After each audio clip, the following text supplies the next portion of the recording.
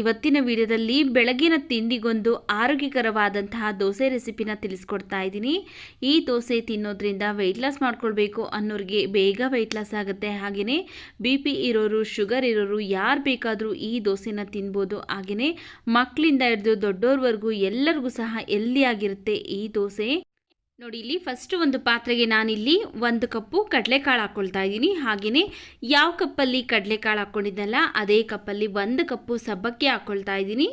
ಸಬ್ಬಕ್ಕಿ ಯಾವ ಕಪ್ಪಲ್ಲಿ ತಗೊಂಡಿದ್ರಲ್ಲ ಅದೇ ಕಪ್ಪಲ್ಲಿ ಅರ್ಧ ಕಪ್ಪು ನಾನಿಲ್ಲಿ ಉದ್ದಿನಬೇಳೆ ಹಾಕ್ಕೊಳ್ತಾ ಇದ್ದೀನಿ. ಈಗ ಈ ಮೂರನ್ನು ಸೇರಿಸಿ ನಾನಿಲ್ಲಿ ಒಂದು 2ರಿಂದ 3 ಸರಿ ತೊಳ್ಕೊಂಬರ್ತೀನಿ ಚೆನ್ನಾಗಿ. ಇಲ್ಲಿ ಕಪ್ಪು ಕಡಲೆಕಾಳು ಬದಲಾಗಿ ಬಿಳಿ ಕಡಲೆಕಾಳು ಬರುತ್ತಲ್ಲ ಅದನ್ನು ಸಹ ಹಾಕ್ಕೊಳ್ಬೋದು. ಹಾಗೆಯೇ ನೈಲಾನ್ ಸಬ್ಬಕ್ಕಿನೂ ಸಹ ಬಳಸ್ಕೋಬೋದು. ನೋಡಿ, ಇಲ್ಲಿ ನಾನು ಒಂದು 2ರಿಂದ 3 ಸರಿ ಚೆನ್ನಾಗಿ ತೊಳ್ಕೊಂಡಾದಮೇಲೆ ಇದು ಮುಳುಗುವಷ್ಟು ನೀರನ್ನು ಹಾಕಿ ಇದ್ರ ಮೇಲೆ ಒಂದು ಪ್ಲೇಟ್ನ ಮುಚ್ಚಿ ನಾನಿಲ್ಲಿ ಒಂದು 6ರಿಂದ 7 ಗಂಟೆಗಳ ಕಾಲ ನೆನೆಸ್ಕೊಳ್ತಾ ಇದ್ದೀನಿ. ನೋಡಿ, ಇಲ್ಲಿ 6ರಿಂದ 7 ಗಂಟೆಗಳ ಕಾಲ ಚೆನ್ನಾಗಿ ನೆನೆಸ್ಕೊಂಡಿದ್ದೀನಿ. ಕಡಲೆಕಾಳು, ಸಬ್ಬಕ್ಕಿ, ಉದ್ದಿನಬೇಳೆ ಎಲ್ಲ ಚೆನ್ನಾಗಿ ನೆಂದಿದೆ. ನಿಮ್ಮ ಹತ್ರ ಟೈಮ್ ಇಲ್ಲ ಅಂದರೆ ಒಂದು 4ರಿಂದ 5 ಗಂಟೆ ನೆನೆಸ್ಕೊಂಡ್ರೆ ಸಾಕು. ಈಗ ಇದರಲ್ಲಿರುವಂತಹ ನೀರನ್ನೆಲ್ಲ ಬಸ್ದು ಒಂದು ಮಿಕ್ಸಿ ಜಾರ್ಗೆ ಹಾಕ್ಕೊಳ್ತಾ ಇದ್ದೀನಿ.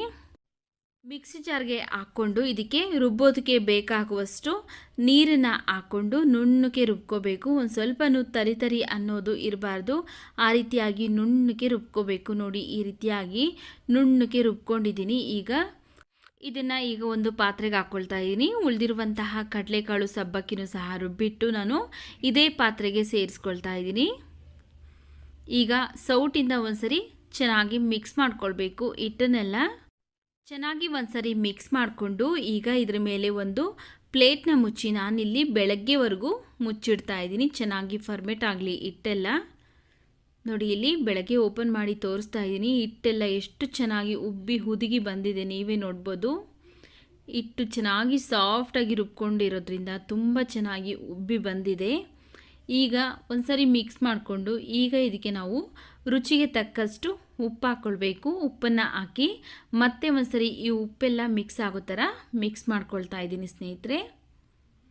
ನೋಡಿ, ಈಗ ದೋಸೆ ಮಾಡೋದಕ್ಕೆ ಪರ್ಫೆಕ್ಟಾಗಿ ಹಿಟ್ಟು ರೆಡಿ ಆಗಿದೆ. ಈಗ ಇದನ್ನು ಸೈಡ್ಗಿಟ್ಟು ಫಸ್ಟ್ ನಾವು ಚಟ್ನಿ ಮಾಡ್ಕೊಳ್ಳೋಣ ಬನ್ನಿ, ಆಮೇಲೆ ದೋಸೆ ಮಾಡ್ಕೊಳ್ಳೋಣ.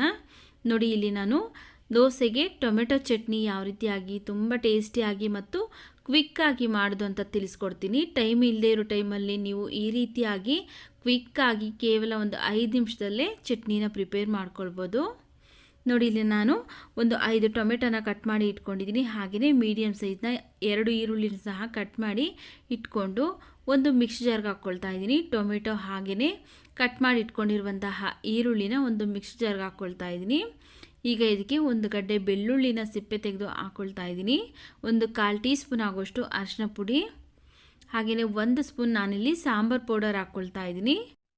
ಹಾಗೆಯೇ 1 ಸ್ಪೂನ್ ಆಗೋಷ್ಟು ರೆಡ್ ಚಿಲ್ಲಿ ಪೌಡರ್ ಹಾಕ್ಕೊಂಡಿದ್ದೀನಿ. ನೋಡಿಕೊಂಡು ನಿಮ್ಮ ಖಾರಕ್ಕೆ ಎಷ್ಟು ಬೇಕೋ ಅಷ್ಟು ಹಾಕ್ಕೊಂಡು ನುಣ್ಣಗೆ ರುಬ್ಕೋಬೇಕು. ನೋಡಿ, ಈ ರೀತಿಯಾಗಿ ನುಣ್ಣಗೆ ರುಬ್ಕೊಂಡು ಇದನ್ನು ಸೈಡ್ಗಿಟ್ಟು ಸ್ಟವ್ ಮೇಲೆ ಒಂದು ಬಾಣಲೆ ಬಿಸಿಗಿಟ್ಟಿದ್ದೀನಿ. ಅದಕ್ಕೆ ನಾನು ಒಂದು 2 ಸ್ಪೂನ್ ಆಗೋಷ್ಟು ಎಣ್ಣೆ, ಸ್ವಲ್ಪ ಸಾಸಿವೆ, ಹಾಗೆಯೇ ಸ್ವಲ್ಪ ಹಸಿ ಕರಿಬೇವಿನ ಸೊಪ್ಪನ್ನು ಹಾಕ್ಕೊಂಡು ಈಗ ಸ್ಟವ್ನ ಲೋ ಫ್ಲೇಮಲ್ಲಿ ಇಟ್ಕೊಂಡು ನಾವು ರುಬ್ಬಿಟ್ಕೊಂಡಿರುವಂತಹ ಟೊಮೆಟೊ ಪೇಸ್ಟ್ ಏನಿತ್ತಲ್ಲ ಅದನ್ನು ಈಗ ಇದಕ್ಕೆ ಹಾಕ್ಕೊಳ್ತಾ ಇದ್ದೀನಿ.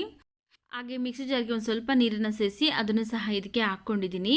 ಈಗ ಇದಕ್ಕೆ ರುಚಿಗೆ ತಕ್ಕಷ್ಟು ಉಪ್ಪನ್ನು ಹಾಕ್ಕೊಂಡು ಚೆನ್ನಾಗಿ ಒಂದ್ಸರಿ ಮಿಕ್ಸ್ ಮಾಡಿ ಈಗ ಸ್ಟವ್ನ ಲೋ ಫ್ಲೇಮಲ್ಲಿ ಇಟ್ಕೊಂಡು ಒಂದು ಲಿಡ್ನ ಕ್ಲೋಸ್ ಮಾಡಿ ಚೆನ್ನಾಗಿ ಒಂದು 5 ನಿಮಿಷಗಳ ಕಾಲ ಕುದಿಸ್ಕೊಳ್ಬೇಕು. ನೋಡಿ, ಇಲ್ಲಿ ಒಂದು 5 ನಿಮಿಷ ಆದಮೇಲೆ ಓಪನ್ ಮಾಡಿ ತೋರಿಸ್ತಾ ಇದ್ದೀನಿ. ನಾವು ಹಾಕಿರುವಂತಹ ಎಣ್ಣೆ ಎಲ್ಲ ಮೇಲೆ ತೇಲಿ ಬರ್ತಾ ಇದೆ. ಹಾಗೆಯೇ ಉಪ್ಪು, ಹುಳಿ, ಖಾರ ಎಲ್ಲವೂ ಸಹ ಪರ್ಫೆಕ್ಟಾಗಿ ಇದೆ. ನಿಮಗೇನಾದರೂ ಸಾಕಾಗಿಲ್ಲ ಉಪ್ಪು ಖಾರ ಅಂದರೆ ಈ ಟೈಮಲ್ಲಿ ಹಾಕ್ಕೊಂಡು ನೀವು ಕುದಿಸ್ಕೊಳ್ಬೋದು. ಈಗ ಲಾಸ್ಟಲ್ಲಿ ಸಣ್ಣದಾಗಿ ಕಟ್ ಮಾಡಿರುವಂತಹ ಕೊತ್ತಂಬರಿ ಸೊಪ್ಪನ್ನು ಹಾಕಿ ಸ್ಟವ್ ಆಫ್ ಮಾಡ್ಕೊಂಡಿದ್ದೀನಿ. ನೋಡಿ, ಈಗ ರುಚಿಯಾದಂತಹ ಕ್ವಿಕ್ಕಾಗಿ ಮಾಡಬಹುದಾದಂತಹ ಟೊಮೆಟೊ ಚಟ್ನಿ ರೆಡಿಯಾಗಿದೆ. ಇದನ್ನು ದೋಸೆ, ಇಡ್ಲಿ, ಅನ್ನ, ಚಪಾತಿ ಎಲ್ಲದಕ್ಕೂ ಸಹ ಸರ್ವ್ ಮಾಡ್ಬೋದು.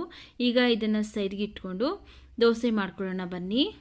ನೋಡಿ, ಸ್ಟವ್ ಮೇಲೆ ಒಂದು ತವ ಚೆನ್ನಾಗಿ ಬಿಸಿಗಿಟ್ಟು ಆನಂತರ ಸ್ಟವ್ನ ಲೋ ಫ್ಲೇಮಲ್ಲಿ ಇಟ್ಕೊಂಡು ದೋಸೆ ಹಿಟ್ಟನ್ನು ಹಾಕ್ಕೊಂಡು ಸ್ಪ್ರೆಡ್ ಮಾಡ್ಕೊಳ್ಬೇಕು. ನಿಮಗೆ ದಪ್ಪದಾಗಿ ಬೇಕು ಅಥವಾ ತೆಳುವಾಗಿ ಬೇಕು, ಯಾವ ಥರ ಬೇಕೋ ಹಾಕ್ಕೊಂಡು ಸ್ಪ್ರೆಡ್ ಮಾಡಿಕೊಂಡು ಸ್ಟವ್ನ ಮೀಡಿಯಮ್ ಫ್ಲೇಮಲ್ಲಿ ಇಟ್ಕೊಂಡು ಸ್ವಲ್ಪ ಎಣ್ಣೆ ಅಥವಾ ತುಪ್ಪ ಹಾಕಿ ಇದ್ರ ಮೇಲೆ ಒಂದು ಲಿಡ್ನ ಕ್ಲೋಸ್ ಮಾಡಿ ಬೇಯಿಸ್ಕೊಳ್ತಾ ಇದ್ದೀನಿ. ನೋಡಿ, ಈಗ ಒಂದು ಸೈಡ್ ಬೆಂದಿದೆ, ದೋಸೆನ ತಿರುಗಿಸ್ತಾ ಇದ್ದೀನಿ.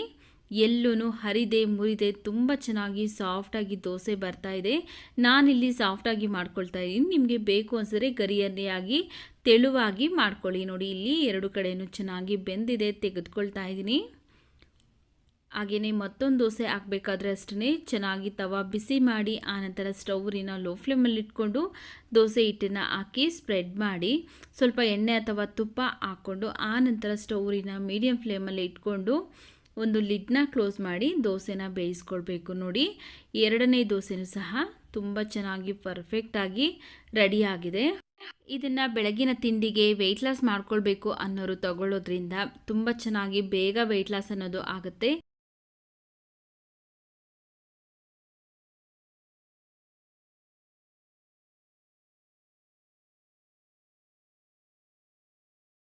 ಹಾಗೆ ನಾವಿಲ್ಲಿ ಅಕ್ಕಿ ಬಳಸದೇ ಇರೋದ್ರಿಂದ BP ಶುಗರ್ ಇರೋರು ಯಾರು ಬೇಕಾದ್ರೂ ಈ ದೋಸೆನ ಬೆಳಗಿನ ತಿಂಡಿಗೆ ತಿನ್ಬೋದು ಸ್ನೇಹಿತರೆ. ನೋಡಿದ್ರಲ್ಲ ಯಾವ ರೀತಿಯಾಗಿ ರುಚಿಯಾಗಿ ಮತ್ತು ಆರೋಗ್ಯಕರವಾಗಿ ಕಡಲೆಕಾಳು ಮತ್ತು